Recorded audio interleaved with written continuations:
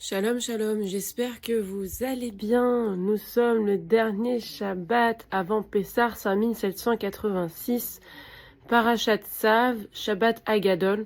C'était un Shabbat extrêmement important, un grand Shabbat qui nous attend, et un Shabbat qui aborde plusieurs éléments assez importants et tout à fait en lien avec ce que nous allons vivre dans les prochains jours, notamment la préparation et matériel et spirituel et physique vers Pessah, bien évidemment, mais également le fait en fait de avec Kippour, on est dans le pardon, on est dans la demande du pardon de les fautes, etc.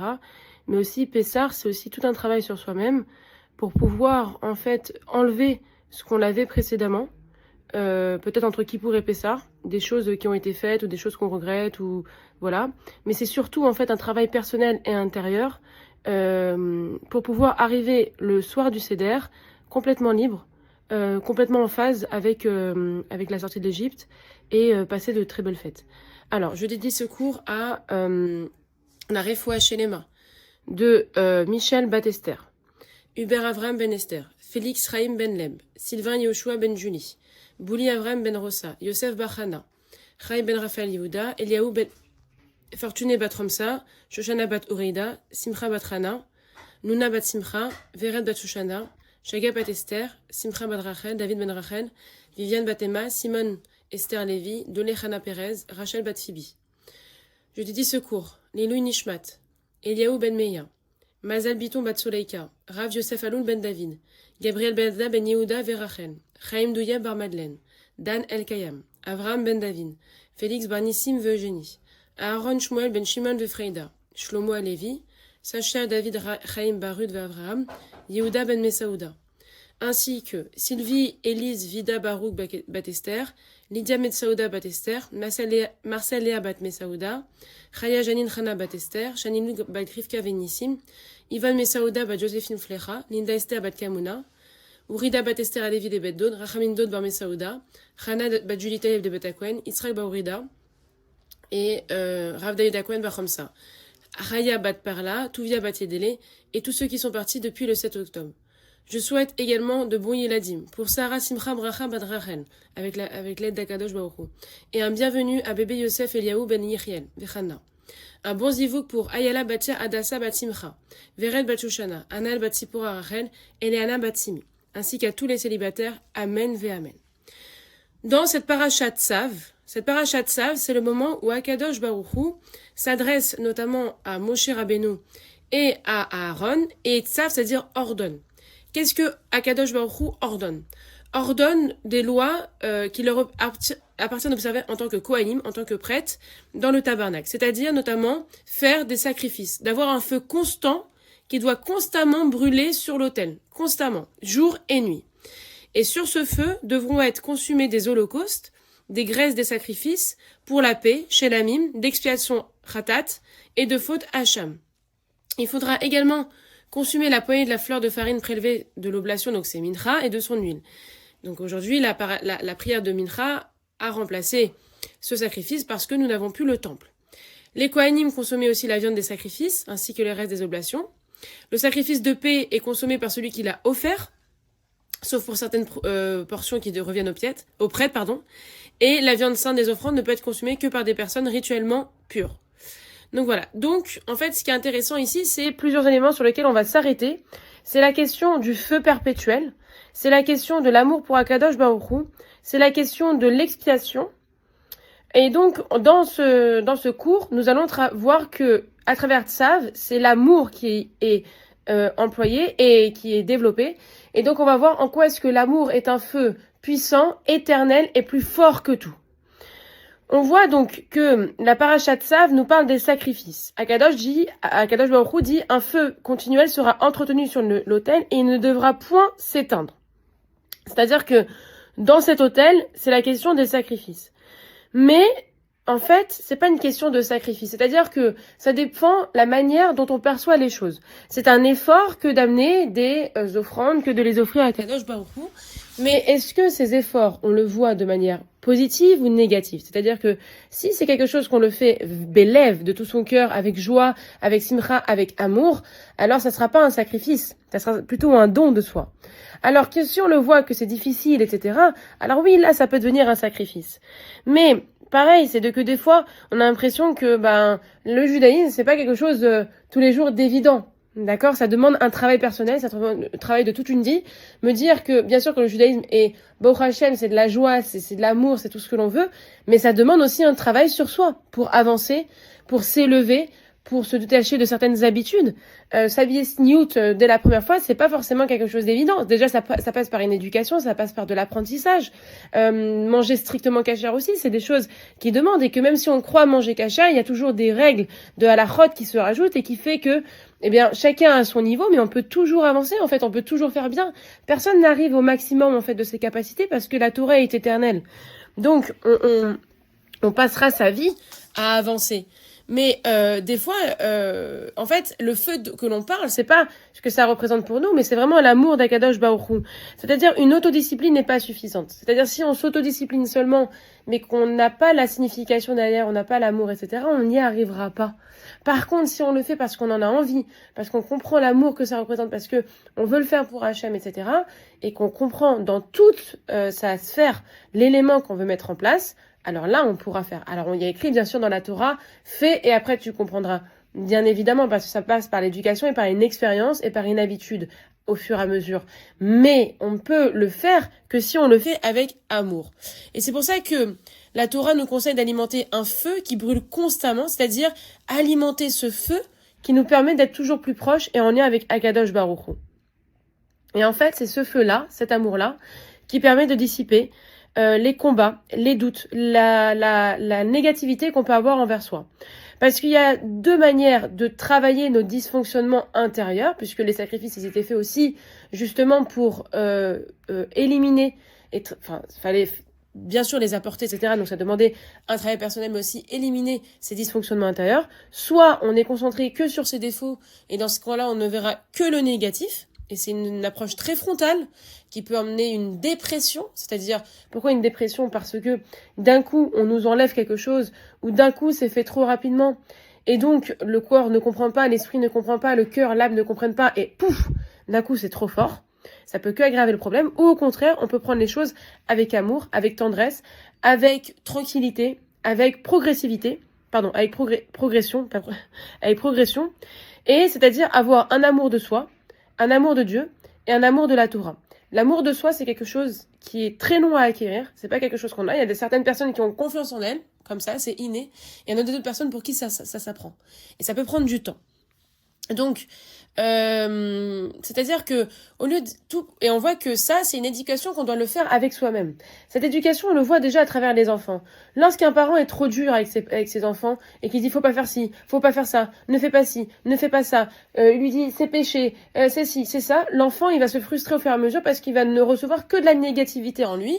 Et quand vous remplissez un seau qu'avec du noir, à la fin vous ne voyez plus si on prend un seau qui est blanc et que vous ne remplissez qu'avec du noir, vous ne verrez plus le blanc de ce seau. Alors que si, dans ce seau, vous mettez de la couleur, à chaque fois du orange, du rouge, du violet, etc., on va avoir un arc-en-ciel, et Baruch Hashem, on va avoir les yeux qui s'illuminent. C'est-à-dire que, en fait, c'est comme l'éducation avec un enfant. Si on lui explique les choses, on lui dit, ça serait bien que tu fasses ça parce que tu serais plus jolie comme ça. Ah, ça serait bien de faire comme ci parce que ceci. En expliquant et en étant dans le positif, alors je peux vous assurer que on voit les choses différemment et c'est plus facile et l'enfant il a envie de le faire. Nous aussi on est des grands enfants. Les adultes sont des grands enfants et lorsqu'on n'a pas l'habitude de faire quelque chose, pour pouvoir le faire, ça demande une éducation, ça demande un apprentissage. Et si on est trop dur avec soi-même, c'est pas possible. Je donne un exemple sur la cacheroute et la sniout. La sniout, des personnes qui n'ont jamais sniout et qui décident au fur et à mesure de mettre une jupe un jour par semaine, d'agrandir les manches, de mettre des choses moins transparentes, de mettre des choses moins moulantes, etc., etc., etc. De mettre du maquillage moins marqué. Ok. Mais si on arrive à la personne et lui dit « Ah, c'est trop court. Ah, tu devrais arrondir tes manches. Ah, tu vois pas que c'est un peu trop prononcé ?» La personne qui est dans son élan, elle va vouloir reculer. C'est normal. Au lieu de la pousser, de l'encourager, on ne fait que la blâmer. Donc ça, c'est la première chose.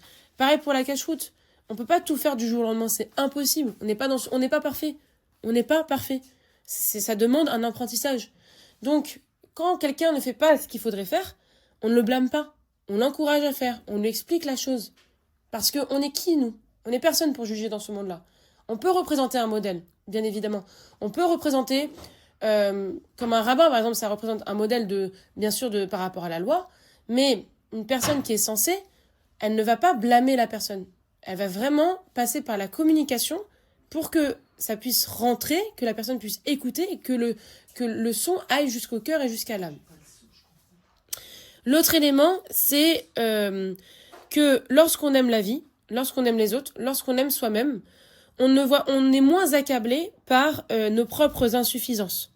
Et il faut en fait savoir mettre l'accent sur le côté positif. Il y a 2 éléments dans la Torah qui disent que même une personne qui est dans une situation extrêmement grave, il faut toujours voir avec un œil positif ce qu'il est en train ou ce qu'elle est en train de faire. Et il faut toujours se mettre à sa place. Donc ça, c'est extrêmement important. Lorsque Hachem est dit lotir B, c'est-à-dire le feu ne devra pas s'éteindre, en fait, la Chassidoute, elle dit c'est pas le feu ne devra pas s'éteindre, c'est éteins le non. Travaille sur annule le négatif en toi. C'est ça. Ce feu perpétuel, c'est tous les efforts que vous allez faire pour faire grandir ce feu, vous rapprocher d'Akadosh Baruch Hu, vous rapprocher de vous-même, déjà aussi, de vous rapprocher des autres, mais d'éteindre le non. Pourquoi? Parce que, en fait, il faut savoir que le bien est 500 fois plus puissant que le mal. C'est-à-dire que quand on fait une avéra et que derrière on veut se rattraper et qu'on veut faire quelque chose de bien, eh bien, un élément bien, c'est 500 fois plus puissant qu'un élément mal. Et David Elmeler disait « Éloigne-toi du mal et fais le bien ».